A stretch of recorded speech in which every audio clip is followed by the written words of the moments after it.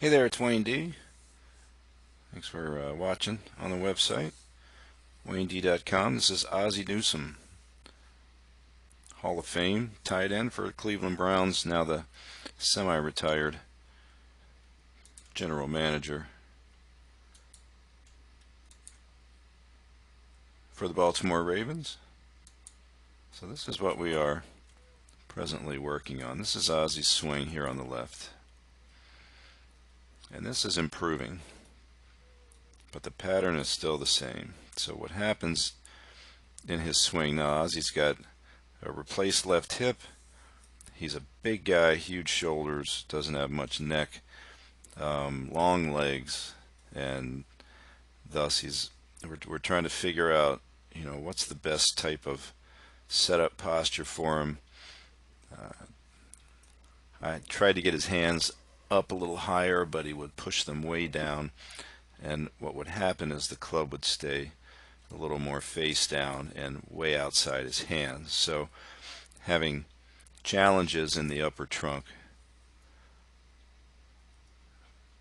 for range of motion and mobility, he would lift and the club would roll and flatten. So we're definitely trying to reduce the left forearm pronation there and the shoulder lift, because what would happen up here is we'll get the club a little bit laid off and then it will steepen. So you can see how once that club goes up here and gets flat, it will shift to steep, and then the club gets way out on the left arm, and now that the club is threatening to come from the outside, Ozzie's legs are not active, because if they were clearing harder over here, his tendency is always to pull hook it and hit it left.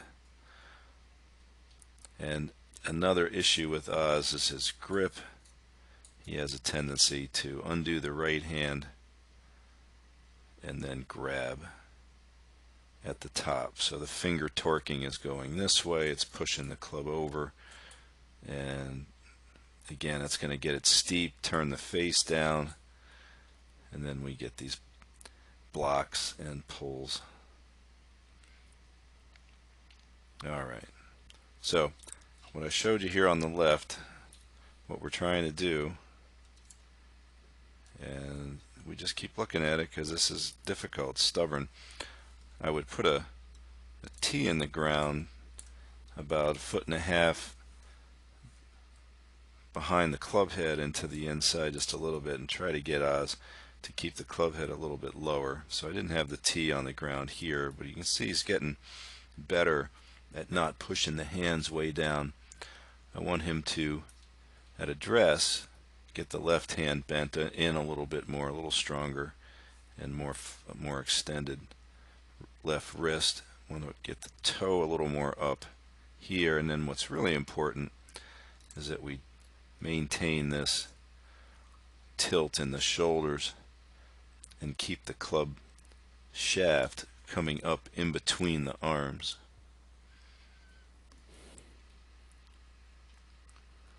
So as we get up into the middle, now this is a practice backswing, we're going to stop, but notice how the shaft is vertical slightly of the plane, and that's what we're looking for, because what we really want to do is get this up here, and when he starts forward we want to flatten the shaft a little bit and encourage the lower body to rotate and open up. So you can see, watch the grip. So the right hand's going to come apart and then re-grab. But once we get up into this better backswing position, even if it does a little bit of an odd movement here where his legs don't start forward quite right, watch how the club is going to stay more on plane. It doesn't shift to steeper, and when it comes down it's not way out on his left arm early. So this would encourage him to eventually to open up more so. So we're really working on getting this backswing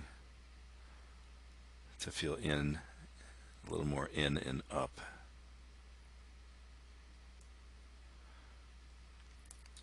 So I wouldn't even mind it if the club head was a little bit more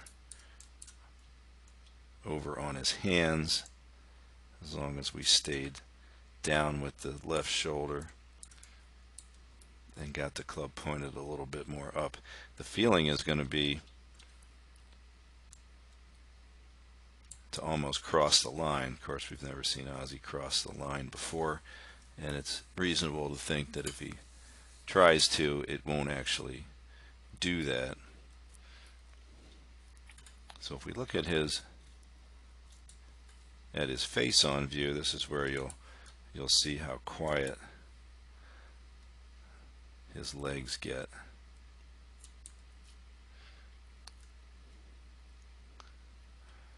So that's working on that backswing. Now, when you look at a real swing of his left arm looks much more bent up. But when he does this, it looks much better. Now, this is the way he starts this down. So we were working on this after watching this video. So the idea was going to be, let's keep the left leg where it is, try to start more from underneath the right, and get the left to move more immediately over here without going that way.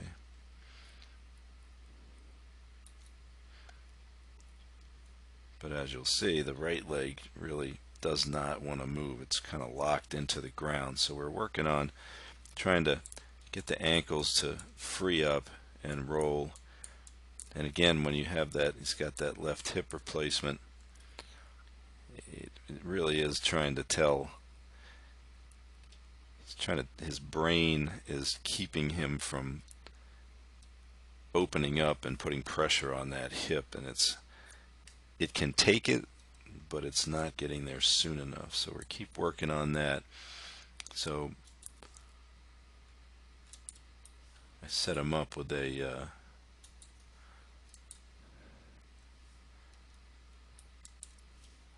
one of those tube things, and just had him trying to hit this impact bag with his lower body, just to get that feel.